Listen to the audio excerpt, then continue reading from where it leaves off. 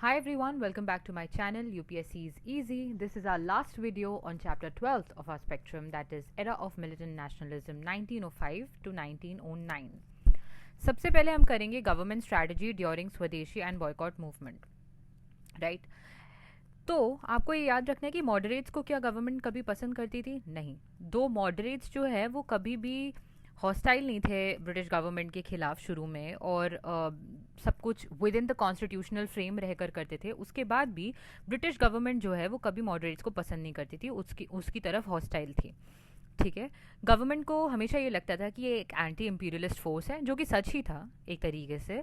और उनको ये भी लगता था कि इसमें पेट्रियाटिक और लिबरल इंटेलेक्चुअल्स हैं, जो कि बात सच थी। इसलिए वो कभी मॉडरेट्स को पसंद नहीं करते थे। बट स्वदेशी और बॉयकॉट मूवमेंट के आने के बाद से जब एमर्जेंस ऑफ मिलिटेंट नेशनलिज्म हुआ तो गवर्नमेंट की पॉलिसी काफ़ी चेंज हो गई। उन्होंने पॉलिसी ऑफ रैलीइंग या फिर कैरेट एंड स्टिक किया। कैरेट एंड स्टिक कैसे किया कि एक तरीके से आपको पहले गाजर देना, उसके बाद फिर आपको स्टिक डंडे से मारना। ये कैसे आप एक्सप्लेन कर सकते हैं? 3 प्रोलॉन्ग्ड अप्रोचेस थे। कैसे प्रोलॉन्ग्ड अप्रोचेस थे? एक तो पहले था रिप्रेशन, दूसरा था कंसीलिएशन, थर्ड था सप्रेशन। पहले ये लोग क्या करते थे कि ये रिप्रेस करते थे एक्सट्रीमिस्ट को माइल्डली। ठीक है, माइल्डली एक्सट्रीमिस्ट को रिप्रेस किया, और उसके बाद क्या होगा? एक्सट्रीमिस्ट जो होंगे वो जोश में आ जाएंगे, वो कुछ अपने हाथों में लॉ लेने की कोशिश करेंगे। सेकंड है रिफॉर्म करेंगे ब्रिटिशर्स, ताकि मॉडरेट्स खुश हो जाए, मॉडरेट्स को लगे कि अरे वाह कुछ जीत हो रही है, ब्रिटिशर्स का हमें जैसे एक्सट्रीमिस्ट जो चीज़ें कर रहे हैं वो हमें अप्रोचेस नहीं करने चाहिए, हमें अपने अप्रोचेस के साथ टिके रहना चाहिए ताकि ब्रिटिशर्स हमारे लिए रिफॉर्म्स करें। उसके बाद वो जो रिफॉर्म्स होते थे वो बहुत ही ऑन पेपर रिफॉर्म्स होते थे, कभी भी इस तरीके के रिफॉर्म्स नहीं होते थे जिससे इंडिया और इंडियंस की कंडीशंस इंप्रूव हो जाए, राइट। उसके बाद जब एक्सट्रीमिस्ट अपने हाथों में लॉ ले लेते थे तो ब्रिटिशर्स उनको बहुत बुरी तरीके से सप्रेस करते थे। तो ये 3 जो है प्रोलॉन्ग्ड अप्रोचेस चलते थे कैरेट और स्टिक मेथड में। ठीक है, इससे उन्होंने क्या किया? उन्होंने डिस्टेंस कर दिया मॉडरेट्स और एक्सट्रीमिस्ट को, राइट, क्योंकि दोनों एक दूसरे के अप्रोचेस के साथ एसोसिएट होना नहीं चाहते थे। ठीक है, और फिर क्या हुआ? सूरत स्प्लिट हुआ, हमने पढ़ा था, राइट, सूरत स्प्लिट के बारे में। लेकिन अनफॉर्चुनेटली यहाँ पे we see that neither moderates nor extremist understood the purpose behind the strategy, right. Surat split ने ये सजेस्ट किया कि policy of carrot and stick जो है वो एक्चुअली डिवाइड करने में कामयाब रही मॉडरेट्स और एक्सट्रीमिस्ट को, at least for a brief period of time, what ever period it was, तब के लिए तो उन्होंने दोनों को अलग कर दिया। ठीक है, अब हम आते हैं मॉले मिंटो रिफॉर्म्स में। जब भी ऐसे आप पढ़ेंगे, दो नाम पढ़ेंगे, तो आपको पता होना चाहिए जो पहला नाम है वो सेक्रेटरी ऑफ स्टेट का है और दूसरा नाम वाइसरॉय का है। ओके, उसके बाद हम देखने वाले हैं कि शिमला डेप्यूटेशन जो है 1906 जो दैट वाज लेड बाय आगा खान, जो मुस्लिम्स को लीड कर रहे थे, वो मिलने गए मिंटो से, राइट, जो कि थे वाइसरॉय। ओके, और उन्होंने डिमांड किया सेपरेट इलेक्टोरेट और अदर डिमांड्स फॉर मुस्लिम्स।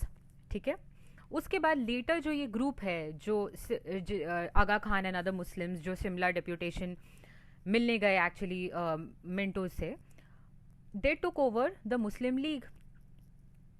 ठीक है, वो वहाँ पर डोमिनेंट हो गए, और उन्होंने क्या कहा, जो मुस्लिम्स के लिए सेपरेट इलेक्टोरेट्स और रिप्रेजेंटेशन मिलने वाला था, वो एक तरीके से लॉयल्टी दिखा रहे थे towards the empire, to the British empire. तो वो ये बोल रहे थे कि हमको ये जो रिप्रेजेंटेशन है, certain kind of representation according to our population इसलिए चाहिए क्योंकि we are loyal towards the empire.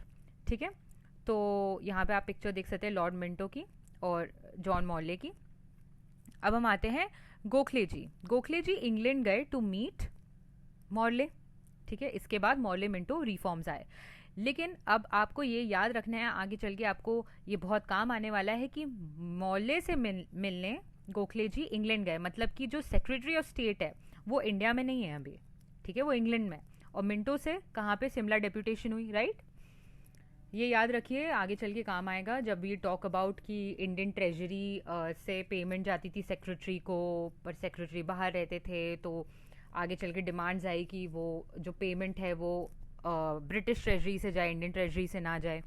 सो इसलिए मैंने आपको ये अभी ध्यान दिलाया। ठीक है, now we come to Morley Minto reforms. Okay, सबसे पहले तो आपको पता होना चाहिए इस वक्त पहले इंडियन जो अपॉइंट हुए, एक ही इंडियन को अपॉइंट करना था इन वाइसरॉयज एग्जीक्यूटिव काउंसिल, और जो पहले इंडियन अपॉइंट हुए थे उनका नाम था सत्येंद्र सिन्हा जी. ठीक है, वेरी इंपॉर्टेंट, आ चुका है, बहुत बार आ चुका है आपके स्टेट एग्जाम्स में, तो ये इट्स वेरी कॉमन, तो ये याद होना चाहिए.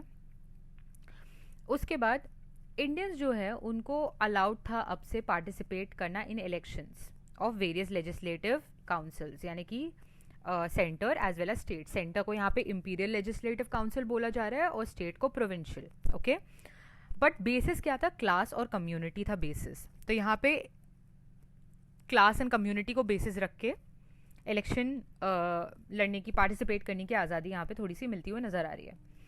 दूसरी बात यह है, number of elected members in legislative councils increased. ठीक है, number of members in legislative councils increase. कौन से लेजिस्लेटिव काउंसिल? दोनों में, इंपीरियल यानी सेंट्रल लेजिस्लेटिव काउंसिल्स में भी और प्रोविंशियल यानी कि स्टेट लेजिस्लेटिव काउंसिल्स में भी नंबर ऑफ इलेक्टेड मेंबर्स को इंक्रीज किया.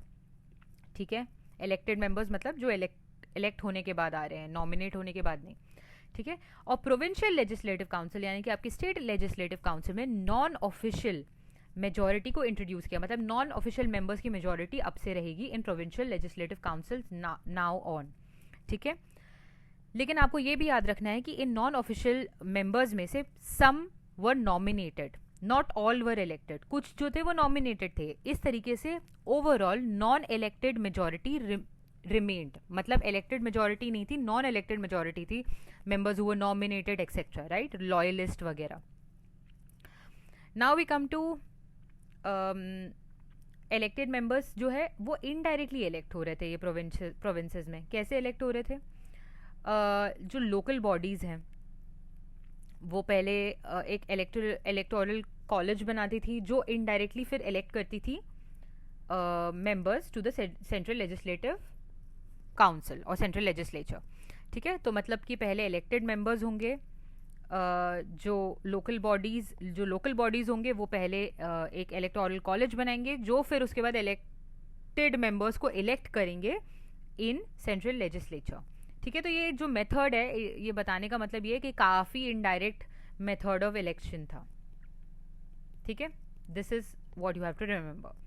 ठीक है, उसके बाद भी come to separate electorates for Muslims. ये तो आपको पता ही है, अगर मतलब मुझे ऐसा लगता है कि आप सीरियस के आप एस्पिरेंट हैं तो आपको इतना तो पता होगा कि 1909 के एक्ट में क्या आया था. तो सेपरेट इलेक्टोरेट्स फॉर मुस्लिम्स था, plus representation in excess of strength of their population. ये भी आगा खान जी ने, जो हमने पढ़ा था अभी, जो शिमला डेप्यूटेशन था, उसकी डिमांड ये भी थी जो फुलफिल यहाँ पे हो गई. ठीक है, दोनों चीज़ें फुलफिल हो गई. और एक और चीज़ है, जो ये मुस्लिम्स सेपरेट इलेक्टोरेट जो मुस्लिम्स थे उनका इलेक्शन लड़ने के लिए जो उनकी क्वालिफिकेशन थी, इनकम क्वालिफिकेशन, वो हिंदू से लोअर रखी गई थी. ठीक है, ये भी आपको पता होना चाहिए. एक और बात जो आपको पता होनी चाहिए वो ये है कि पावर ऑफ लेजिस्लेचर जो है वो एनलार्ज किया गया था दोनों सेंटर स्टेट दोनों में. ठीक है, अब जो है legislature could vote on separate items in budget, ask questions and supplementaries. ठीक है, ये सब कर सकती थी. लेकिन आपको ये भी याद रखना है कि ओवरऑल बजट जो था उस पे अभी भी वोट नहीं हो सकता था. ओके, ओवरऑल बजट में अभी भी वोटिंग नहीं पॉसिबल थी. Okay, now we come to the evaluation of Morley Minto reforms. इसने एक्चुअली में क्या किया, सेपरेट इलेक्टोरेट्स लाकर इसने एक्चुअली कम्युनलिज्म को सीमेंट कर दिया. कम्युनलिज्म को इन्होंने लीगल कर दिया एक तरीके से, आप देख रहे हैं.